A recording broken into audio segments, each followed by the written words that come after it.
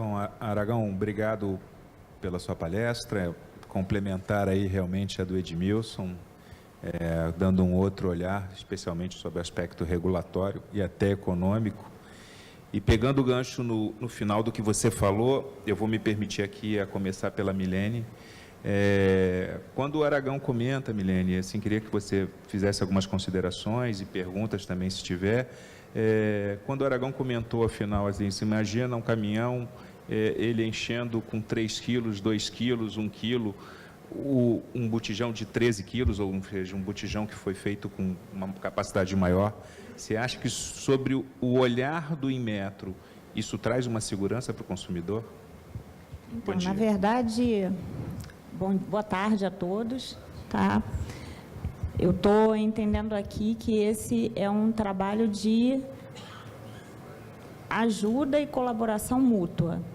A intenção do regulamentador ANP, ao fazer a TPC 07, foi justamente essa, e acredito que está sendo plenamente atingido o objetivo da ANP ao receber essas contribuições de forma tão tecnicamente embasada e dentro das especialidades de cada um que versou sobre o tema nas apresentações.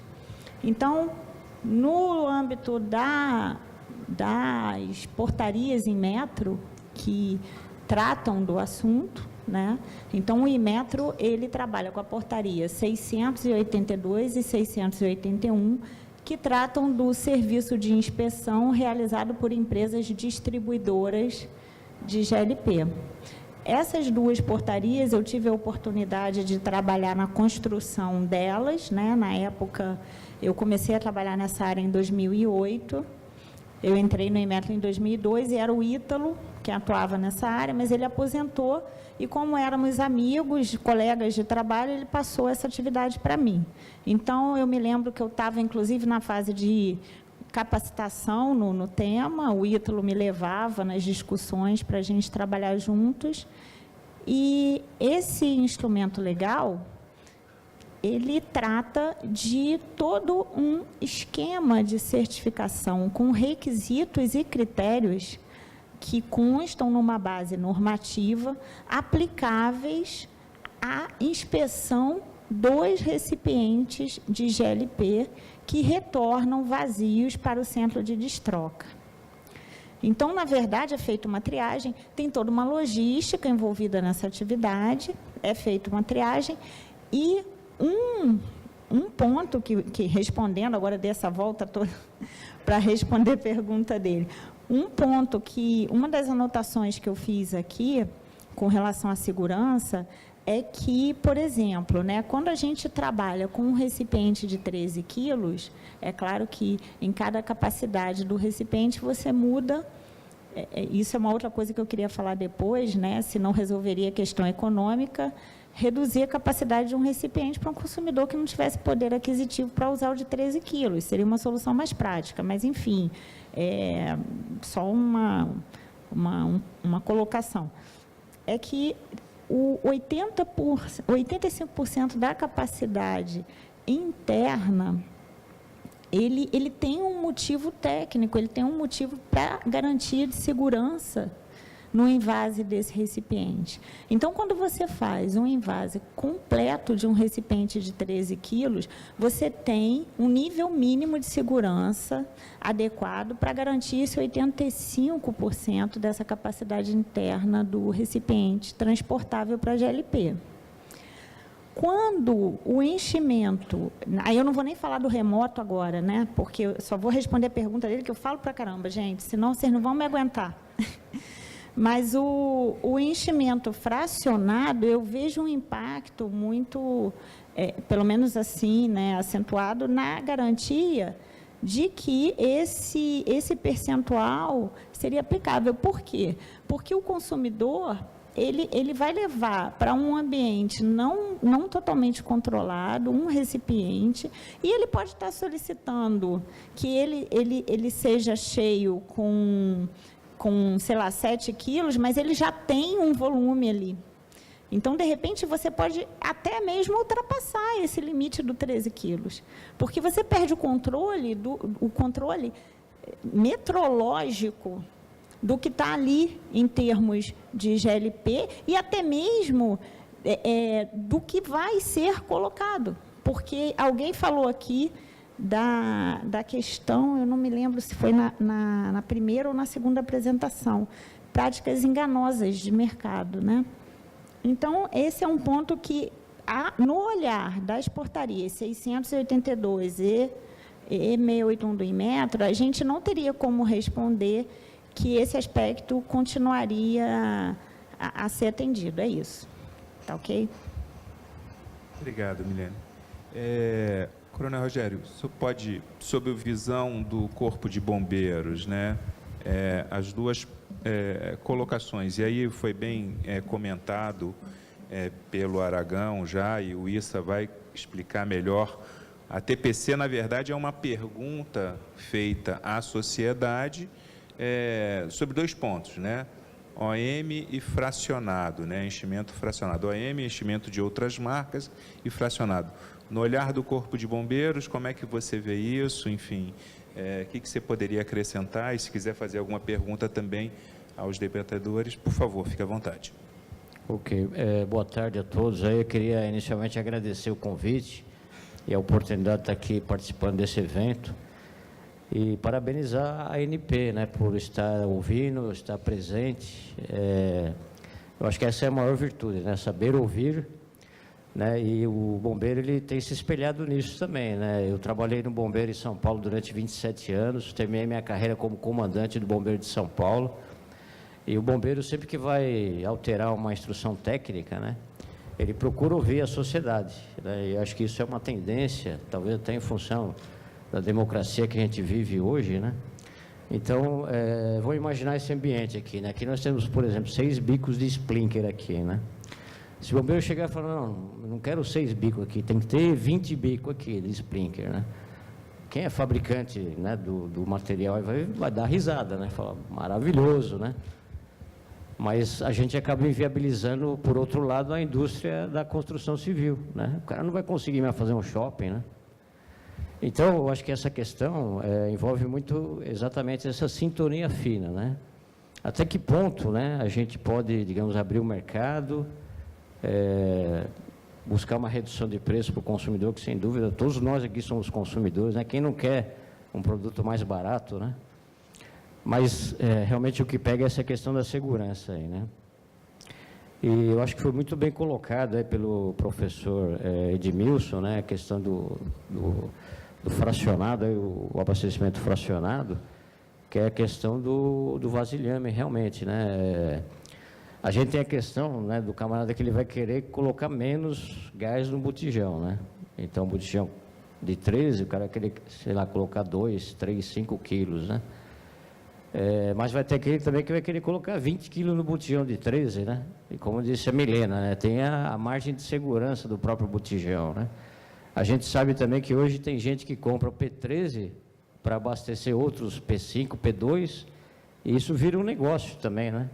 Um negócio totalmente ilegal, totalmente irresponsável, né?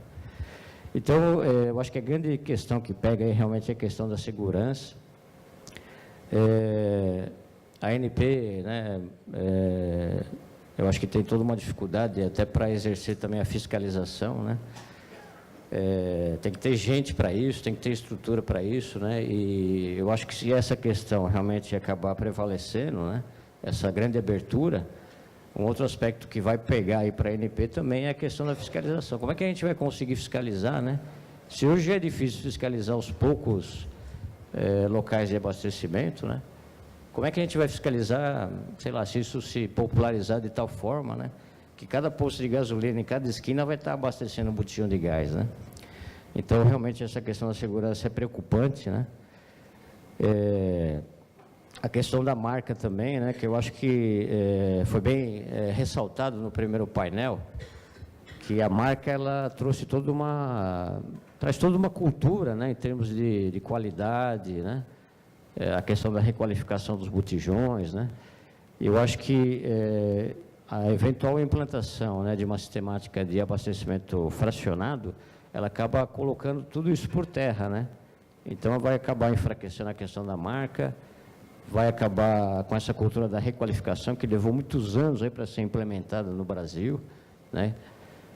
E hoje, né, eu falo isso com conhecimento de causa, né? O bombeiro em São Paulo atende uma média de 600 mil ocorrências por ano, né? Dessas 600 mil ocorrências, a grande maioria são ocorrências de resgate, que envolvem principalmente acidente de trânsito, né? Então, tem uma parcela muito pequena, que são os incêndios, né? E dentro dos incêndios tem uma parcela muito pequena com relação a ocorrências que envolvem o GLP. Então, um dos diretores da ANP falou no primeiro painel a questão da prosperidade que existe hoje no setor, né? E isso é muito bom, né? Quem não gosta, né, de prosperidade, né? E eu também reforço que existe uma estabilidade em termos de segurança, né? Então, a gente não tem, uma estatística significativa com relação a acidentes envolvendo GLP. Agora, se a gente buscar essa implementação, né, que a consulta da ANP foi colocada, né, para ouvir a sociedade com relação a isso, a gente pode, né, tá, digamos, dando alguns passos atrás com relação à segurança. Então, existe essa preocupação de aumentar, né, a quantidade de ocorrências aí, que hoje ela se encontra estabilizada, né? Então, não temos grandes sobressaltos com relação ao GLP, né? E eu vejo também, desculpa estar falando um pouquinho mais, mas a questão também da responsabilidade, que foi colocada também pelo doutor Alexandre, né? Hoje as empresas, né, têm um suporte, né, têm uma retaguarda de realmente se responsabilizar, né? Então, é o que eu falo, né? O cara quer ter um leão em casa, né? Ele tem que ter responsabilidade pelo leão que ele vai ter na casa dele, né? Porque se o leão sair e avançar em alguém, quem que vai ser responsável? É o dono do leão, né? E quem trabalha com produto perigoso, né, tem que ter a responsabilidade, né, de um eventual incidente, né? Eu trabalhei lá no incêndio em Alemoa, né, em Santos, e hoje, né, a empresa foi multada, e multas pesadíssimas aí com relação ao dano ambiental, né? Aí eu pergunto, se a gente, digamos, popularizar aí o mercado, fizer toda essa abertura, né, as empresas que têm, digamos, um porte menor, elas vão ter condição de ter essa responsabilidade que têm hoje as grandes empresas, né?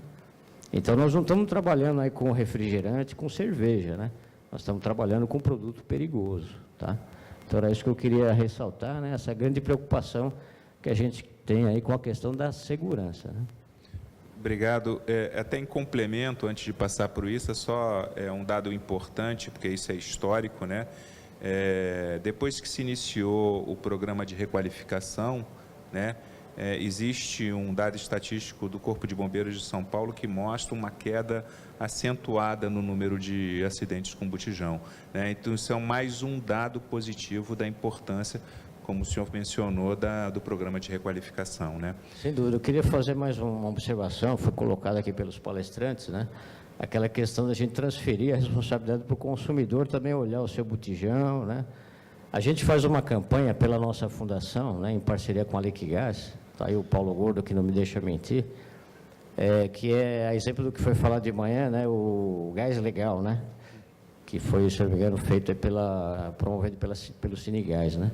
E lá a gente faz uma campanha de levar o kit, né, entrega gratuitamente um kit novo, né, do GLP, que é o registro, a mangueira, né, e a pessoa, então, leva o kit usado dela e troca por um kit novo gratuitamente, né. Então, as pessoas não se dão conta, né, de olhar se a mangueira está dentro do vencimento, né, se o registro de gás está dentro do vencimento, né. O cara nem sabe que tem botijão, ele sabe que acende o fogão, sai fogo lá para esquentar a comida, né, mas ele nem lembra que tem o botijão, né. Lembra quando acaba o gás, né, que aí tem que chamar a empresa para entregar lá o botijão de gás.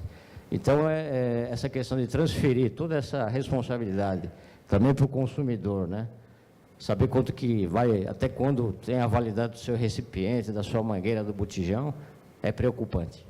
Perfeito. Issa, você foi o último, né, nessa primeira parte aqui, mas, enfim, já ouviu de tudo aqui dos comentários, né? Como é que está a posição da ANP? O que você pode esclarecer para a gente e para a plateia, por favor? Em primeiro lugar, muito obrigado pelo convite, é um prazer enorme estar aqui, nesse segundo evento que eu participo. E, em segundo lugar, como 13h, eu falei, já não preciso mais falar, a gente já sai daqui mais... Acho a gente vai vai... uma prorrogação, né? A gente vai ter uma prorrogação de 30 minutos, pode ficar tranquilo. Ok. Eu sou não tricolor. significa que você vai falar 30 minutos, Não, mas eu sou tricolor, a prorrogação sempre é a meu favor, ultimamente. Gente, olha, é um prazer enorme estar aqui. Eu estou brincando, mas o assunto é muito sério. Então, eu queria antes, rapidamente, tendo em vista o tempo, fazer um breve histórico de como que surgiram essas TPCs, o porquê dessas TPCs. A TPC é um instrumento regulatório que sempre existiu dentro da Agência Nacional do Petróleo. Eu, particularmente, posso falar isso com muita tranquilidade, porque eu tenho, assim, eu tenho a honra de servir a ANP já há 20 anos, praticamente, e nunca uma TPC foi utilizada. Por que ela foi utilizada, então, e começou a primeira ano passado, no segundo semestre? Foi um ineditismo da greve dos caminhoneiros também. Então, naquele momento, o país ficou confuso, nós ficamos confusos, os caminhoneiros ficaram confusos e ninguém sabia até onde poderia ir essa greve e quais os efeitos que ela causaria, como causou. No bojo disso, os botijões, principalmente o GLP, o P13, que está presente em 95%, se não me falha a memória, dos lares, que representa um universo de 120 milhões de unidades, o que é equivalente a mais ou menos 93% do universo de botijões. Ele também apresentou problemas, porque qualquer coisa ali apresentaria problema, como apresentou problema a água, o arroz, o feijão, o cimento. Só que GLP, assim como outros produtos do nosso mercado de combustíveis, é um produto de absoluta primeira necessidade. Eu diria que o GLP ele é mais premente numa casa do que a própria água, porque se você não tiver o carvão também e não tiver o GLP, você não faz comida e nem esquenta a água. Então, dando esse primeiro histórico de como que surgiu a TPC, e até estendendo aqui uma pergunta que me foi feita, a TPC não é exclusiva da Agência Nacional do Petróleo.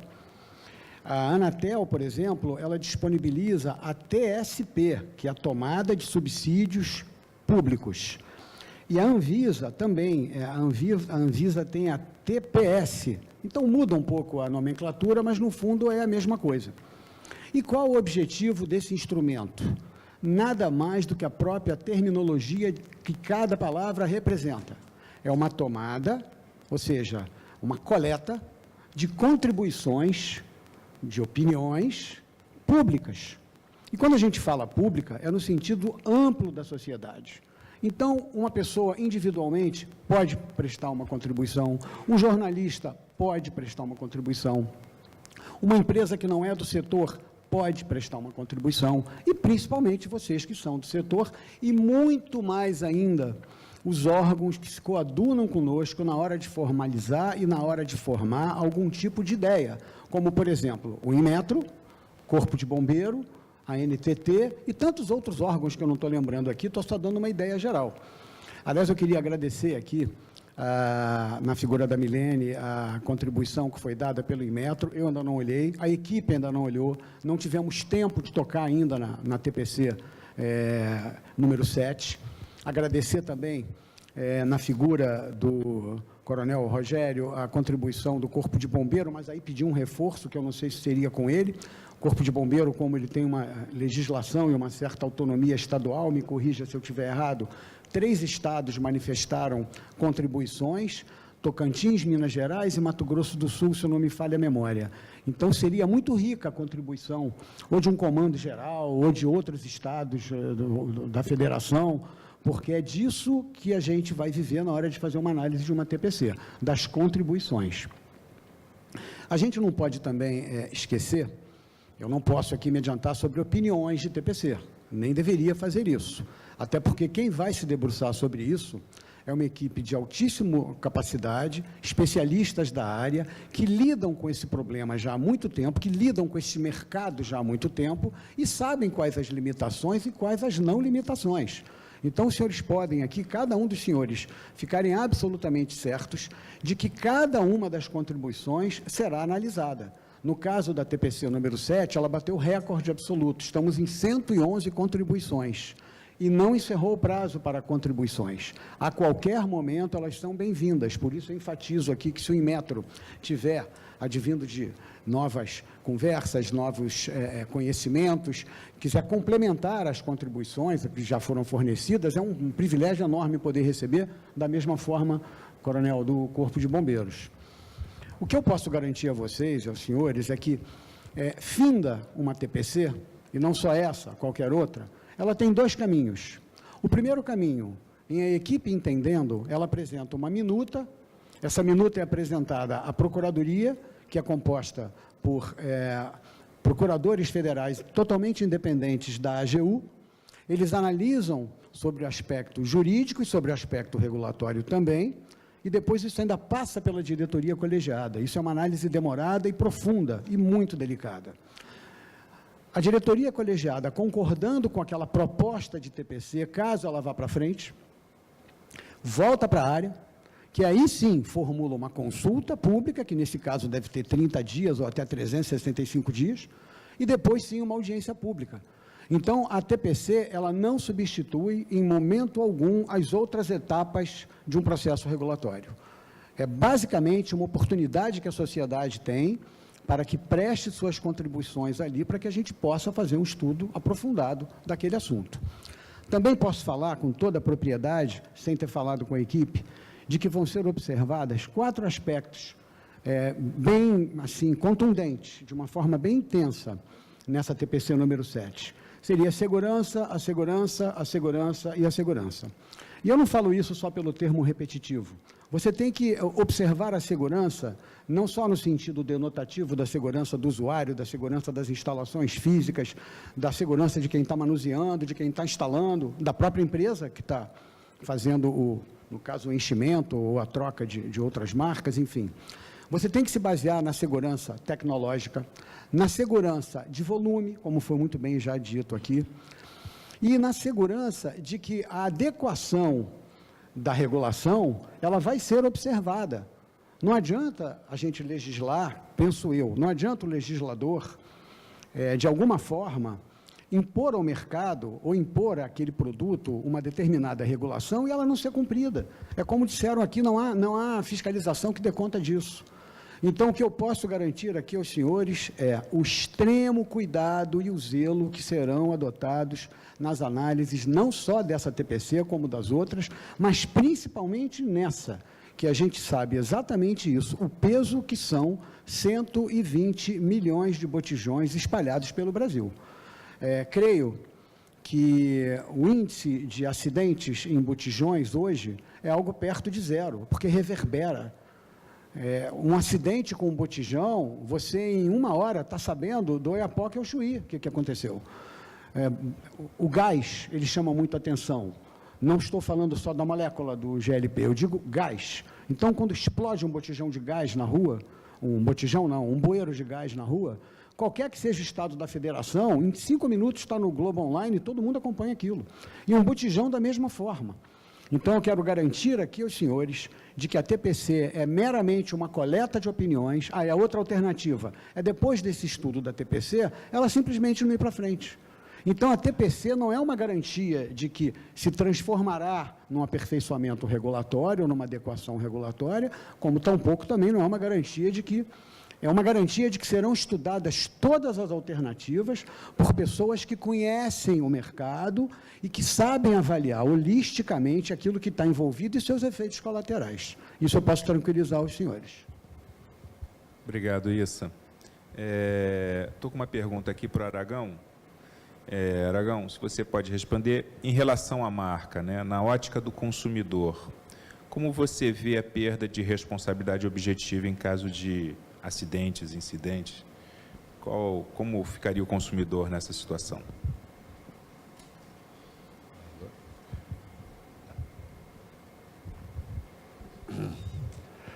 Isso é um dos maiores malefícios que teria essas possíveis alterações, né? Porque a mesma responsabilidade objetiva, ela requer pelo menos o nexo de causalidade, ou seja, o liame entre a empresa e o botijão. A partir do momento em que você quebra esse liame entre a empresa e o botijão, que é a vinculação da marca, deixa de ter o nexo de causalidade, consequentemente, deixa de ser possível, independentemente de se continuar prevendo ou não, a responsabilidade objetiva.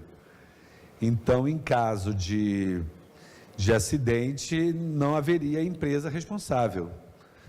Você teria que ver, seria o vendedor, seria lá o dono do caminhãozinho, seria o comerciante que seria o responsável, né?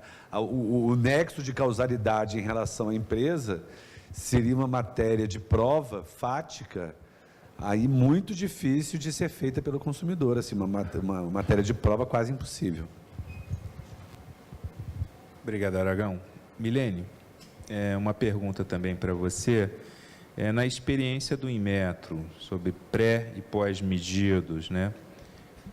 Sobre visão geral, assim, sobre o aspecto logístico, fiscalização, como poderia fazer, a questão do GLP, segurança, responsabilidade, questão especificamente do botijão, requalificação, enfim, como é que você poderia acrescentar?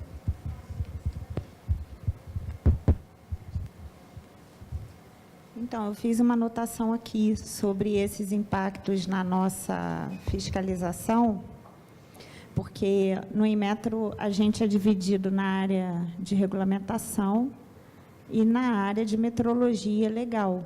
Então, nós temos também, além da portaria 682 e 681, que tratam dos requisitos essenciais de segurança para a inspeção do recipiente, a gente também tem a 44 e a 225, que tratam dos aspectos metrológicos que envolvem o invase desse recipiente, que é onde eu falei da garantia do 85% para garantir o espaço de expansão do gás e etc.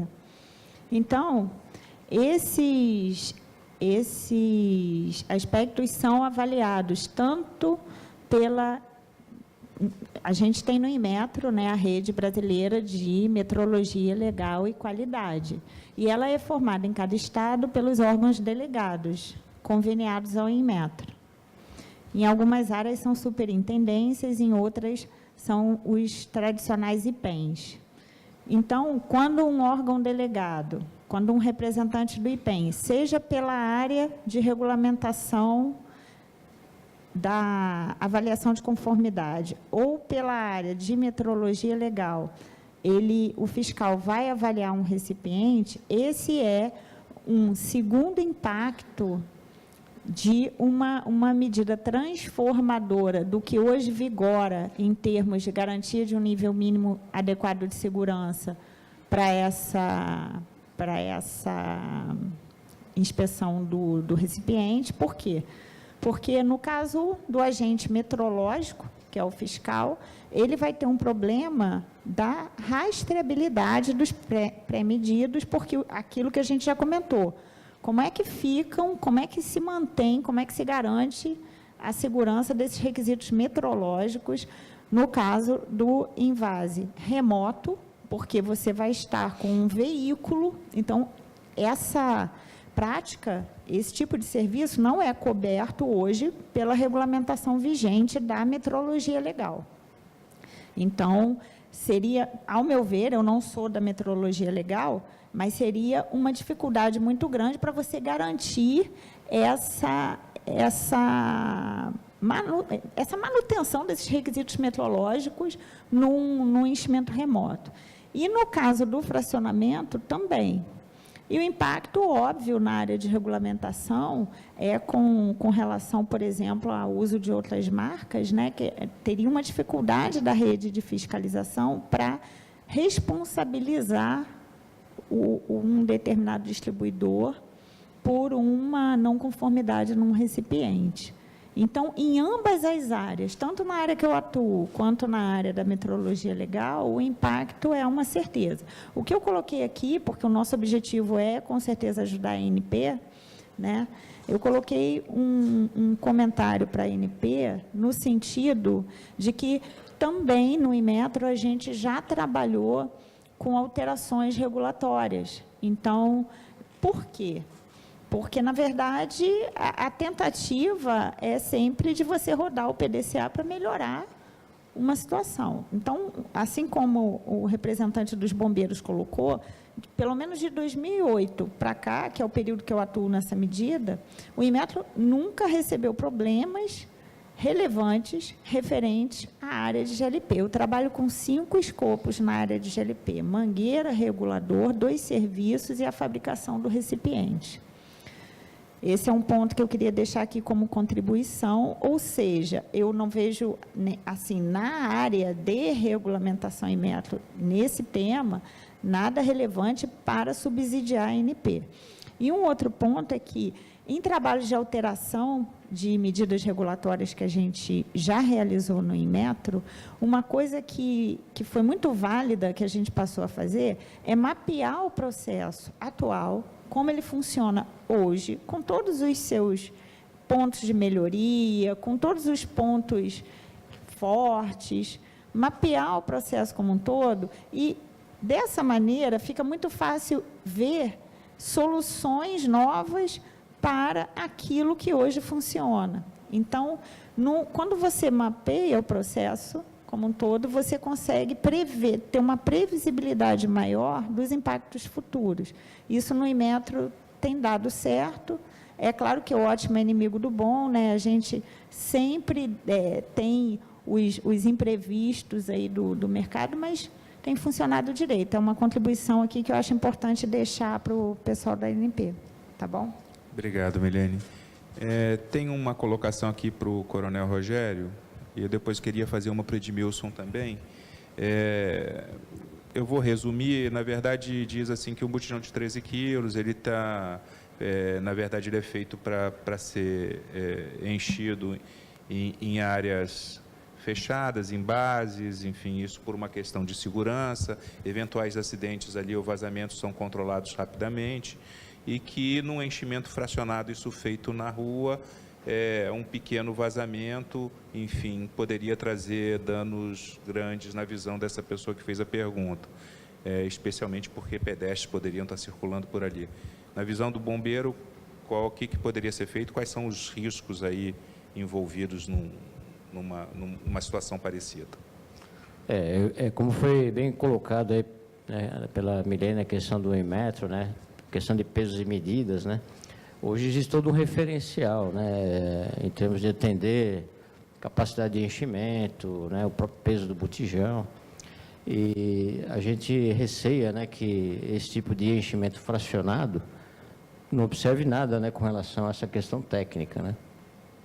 Então, isso pode, sem dúvida nenhuma, ser um potencial muito grande de provocação de acidentes. Desculpe. E isso impacta também, né, a questão de ter maiores locais, né, de enchimento, impacta na questão da observância do regulamento de segurança contra incêndio. Então, hoje, toda edificação, né, que, digamos, tem a destinação de fazer a recarga de cilindros, ela atende às normas também do bombeiro com relação à proteção contra incêndio. Né, se a gente fracionar isso daí, né, e pulverizar isso daí, quer dizer, outras normas terão que ser trabalhadas, né, para exatamente prevenir também essa questão, né, do potencial de ocorrência de incêndio. Então, o potencial ele é enorme, né, a partir do momento que a gente permite, né, que haja esse fracionamento aí de abastecimento. Perfeito. Ok? Obrigado, Rogério. Edmilson, mudando de fracionado para o OM ou outra marca, enfim, o fim da marca, aí tem nomes variados. Na sua visão, né, isso traria um risco maior de segurança ao consumidor?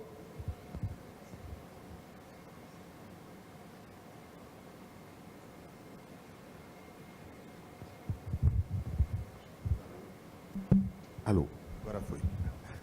Eu acho que a reflexão aqui que o Aragão apresentou e que já voltou aqui no debate, né?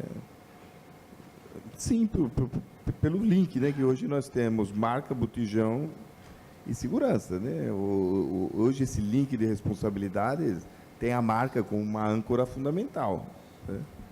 qual seria uma nova âncora. Talvez desse debate todo surja aí alguma ideia criativa, mas, em princípio, a gente não enxerga uma âncora substituta à marca, né?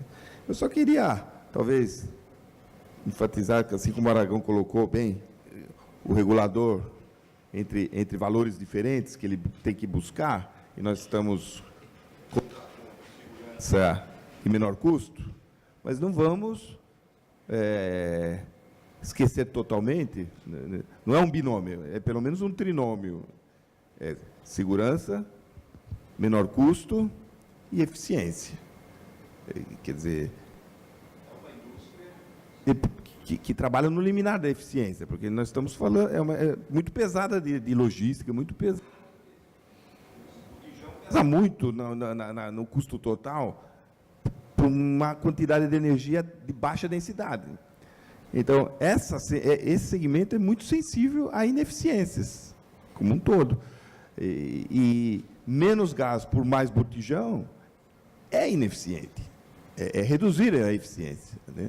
Então, não vamos perder esse da eficiência, porque não me parece correto, no longo prazo, que a regulação promova a ineficiência, né? Aí eu me permito até lembrar, eu digo que eu estou ficando velho no setor e vou lembrando de história antiga, né?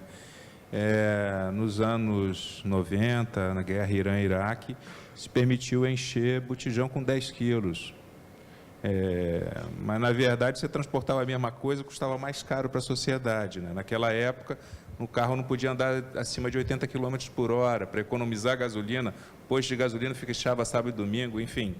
Eu acho que foram soluções erradas, né? Na verdade, não é assim que se faz a regulação. Mas, falando em regulação, isso... Perdão, moderador, mas só tomando as... Sim. Sim, nos extremos. Mas não no ambiente estruturante de redefinição de regulação. Nos extremos. E falando exatamente em regulação, Issa, na verdade, assim, ligado com essa agenda regulatória hoje da agência de buscar simplificação, desburocratizar, rever as normas, atrair investimentos, regular hoje, mas olhando para o futuro, né? E o quanto é difícil você regular na medida certa de estimular o investimento, mas sem perder controle. Quais são as medidas, além da TPC, que a agência vem trabalhando para desenvolver essa melhor regulação? Olha, é evidente que não pode se resumir a ANP a TPCs. E ela não se resume. A gente tem apresentado, inclusive agora, há cerca de 2, 3 meses atrás, uma demonstração clara de que a ANP não está esperando as TPCs ou alguma outra determinação que venha para cumprir sua agenda de modernização regulatória e implementação do incremento ao investimento, principalmente, que tanto o país precisa. Eu posso citar como exemplo, que já está até no site da gente, a nova resolução de comércio exterior, a número 777, que juntou 25 atos normativos em um só. Para quem pratica importação, essa pessoa sabe do que a gente está falando, da simplificação que foi desses 25 atos normativos, e a justiça seja feita, esse trabalho começou 2 anos antes da minha chegada lá. Então, muitos que estão aqui, até aqui nesse auditório, como o Jader, que eu estou vendo aqui, participaram desse trabalho. Então, estão todos muito de parabéns. A gente deu continuidade. E eu me lembro que desses 25 atos normativos, o mais recente versava de 2009, o mais antigo de 97. E aí, agora, tudo num ato normativo só. Isso já foi aprovado e já está em vigor e tem sido, assim, um incremento muito grande a importação. E a outra, além de outras coisas que fizemos, eu estou destacando 2 importantes que foram recentes. A outra foi a nova 42, que é a de instalações. Nela, a gente conseguiu eliminar de 77 páginas para 11 páginas. E a gente conseguiu também extrair a autorização de construção. Então, o investidor, o empreendedor, ele precisava, às vezes, dependendo da sua situação, porque não é muito simples, de 6 meses a 1 ano para obter uma AC, para depois começar a construir. Isso tudo foi extirpado de uma forma responsável, em que depois se verifica tudo. Então, o que eu posso garantir a vocês é que a ANP, apesar de estar com esse destaque de TPCs, que hoje parece mais um manequim vivo dentro de uma vitrine, é evidente, mas não é só disso que se vive, não. A gente está fazendo lá um trabalho pesado de modernização regulatória, não só nesses 2 casos que eu citei, mas como todos os outros, até em casos um pouco menores, como TRR-NI. Nós fomos, ano passado, a Santarém, para tratar desse caso, que são 20 agentes, e não por isso não são super importantes, eles são, posso dizer a vocês, uma parte da vida das comunidades ribeirinhas. E a prova de que uma consulta pública e uma audiência pública, elas funcionam, é que nessa audiência pública não estava prescrito isso numa contribuição, e lá mesmo em Santarém, um dos agentes falou, mas por que vocês não limitam a Amazônia Legal? Para que vai ter TRR no Rio de Janeiro? E já estava tendo um na Baía de Guanabara. Imediatamente acatamos, imediatamente, que eu digo depois do estudo ser levado para a diretoria, e foi acatado. Então, foi muito propícia a tua pergunta, Ricardo, porque isso mostra que a ANP ela continua no trabalho dela, firme e forte. Além disso, tem as TPCs. Eu faço coro, isso com o que o Sérgio falou na abertura, na presença dos diretores, é elogiável o posicionamento democrático que a agência trata todos os regulados, né? Não só o regulado, mas a sociedade de uma forma geral, enfim, abrindo um espaço para discussão, como a TPC serve, como esse ambiente aqui também serve para a gente discutir e, obviamente, melhorar a regulação, que é isso tudo que a gente quer, né? Falando em regulação, vou voltar aqui para o Aragão com mais uma pergunta, sobre o aspecto de botijões de outras marcas, né? Que a gente falou, enfim, se eventualmente terminando a marca ou tendo mesmo fracionado vários pontos, no teu olhar sobre o aspecto regulatório, né? E aí eu teria pena do Marcelo Silva, que está aqui, que é da fiscalização, isso aumenta o custo regulatório, isso traz mais dificuldades, você vê que a ANP ou os órgãos de fiscalização, aí incluiria Corpo de Bombeiro, Inmetro e outros mais, teria um braço suficiente para fiscalizar adequadamente?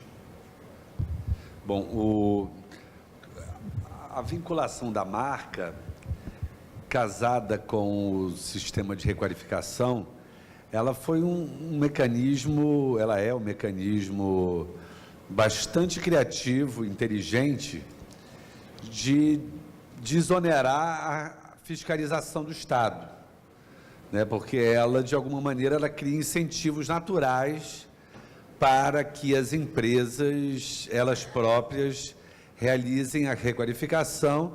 Então, a fiscalização, a gente pode dizer assim, que ela é uma fiscalização de segundo grau.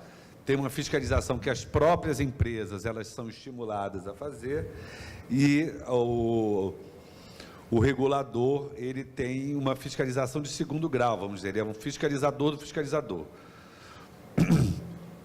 Quebrando essa vinculação, o fiscalizador, o regulador estatal passaria a ser o fiscalizador de primeiro grau. E isso no mercado bastante capilarizado, em que os equipamentos, eles têm algum nível técnico, e isso naturalmente demandaria uma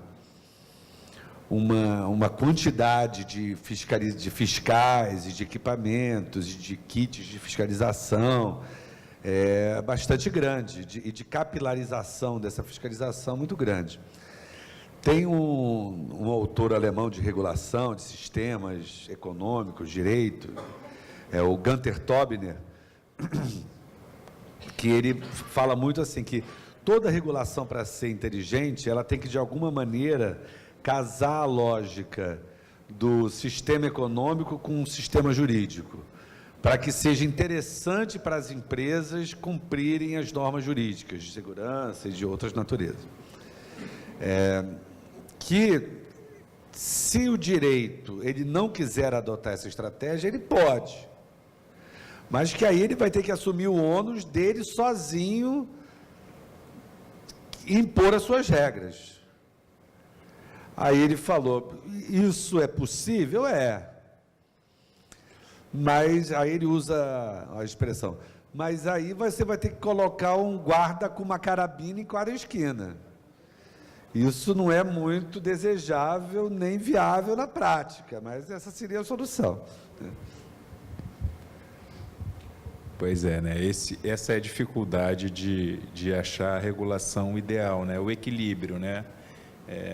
Que estimule a empresa, o privado, a estar na legalidade e não ir para a ilegalidade, né? Porque ela, às vezes, quando é muito excessiva, o privado vai para a ilegalidade e aí isso, na verdade, acaba gerando uma bola que não tem fim, porque aí a fiscalização tem que atuar e não consegue fiscalizar e a gente viu... controle de preço, né? Você impõe tabelamento de preço.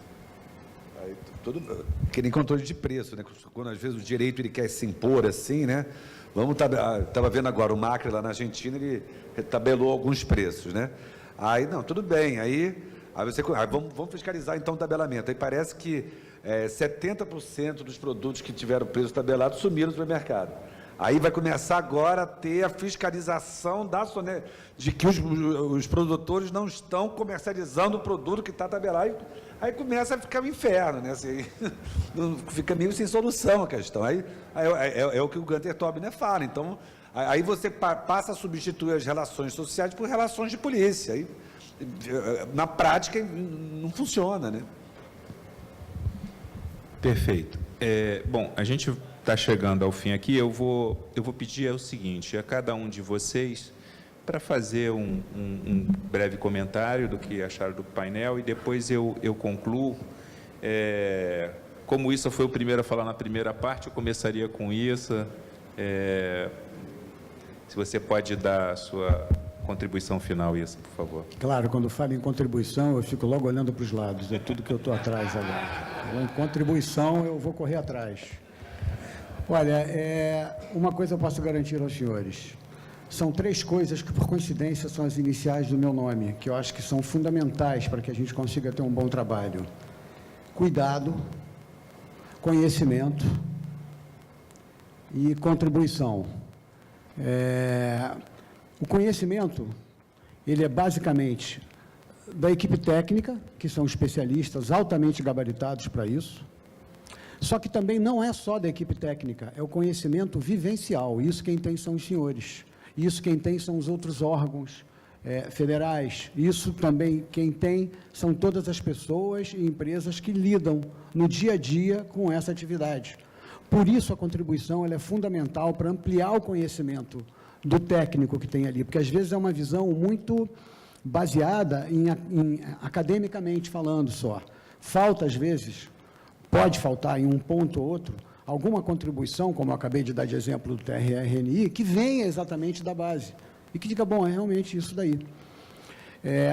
A prática, a repetição faz o monge. Isso já dizia o ditado, o hábito faz o monge. Não é só o hábito, é a prática e a repetição também.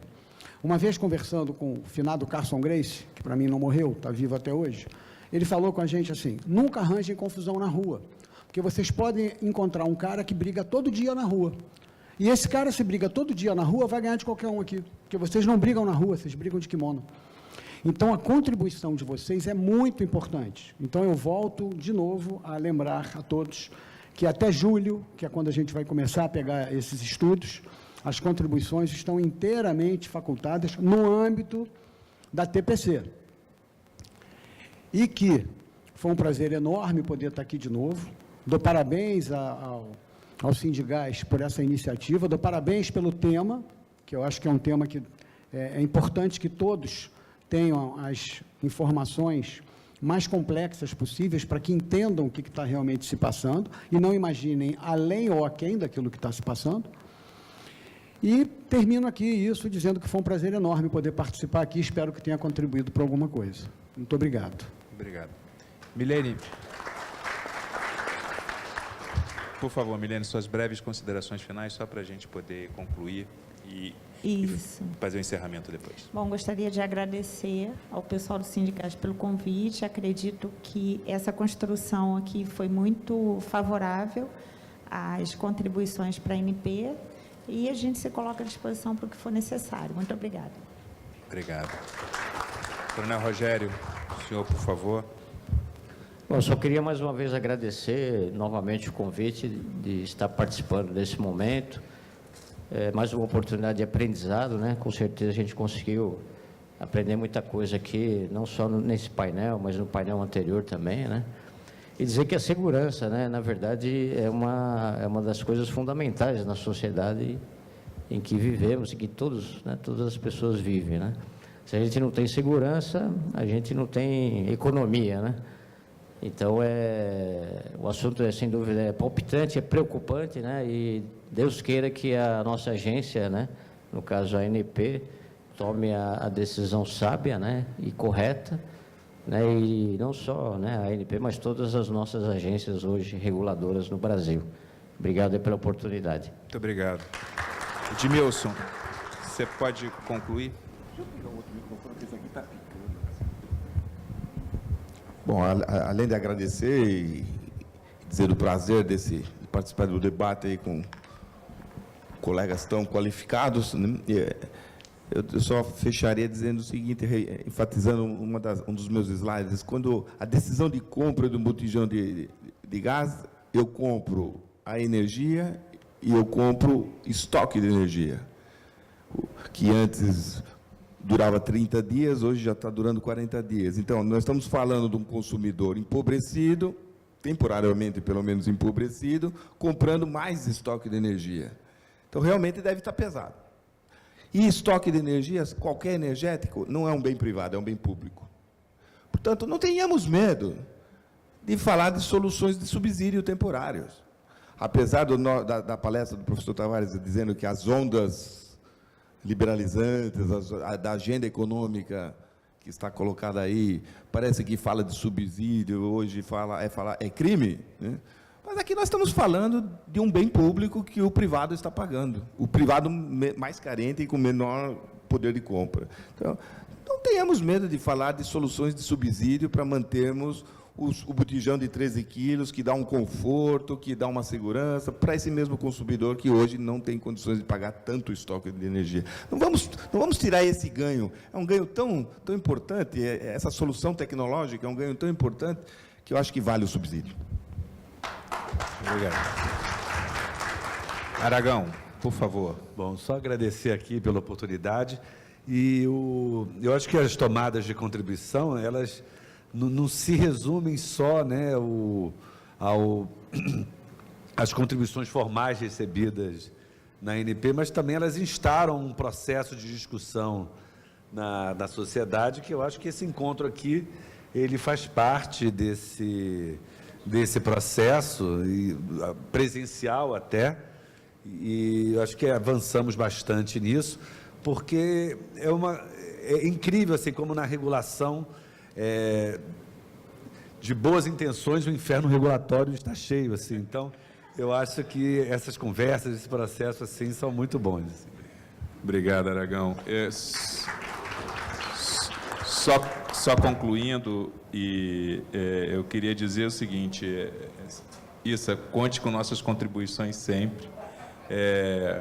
Assim como falou que a ANP está de ouvidos abertos, mais cedo foi falado isso, esteja certo que o Sindigás está sempre falando. A gente não se cansa de falar, o Sérgio é o nosso porta-voz mor, mas existem outros, eu me incluo entre eles, e cada um dos representantes das associadas pensam da mesma forma, mas pensam principalmente em ter um mercado regulado, mas que olhe sempre em benefício do consumidor, né?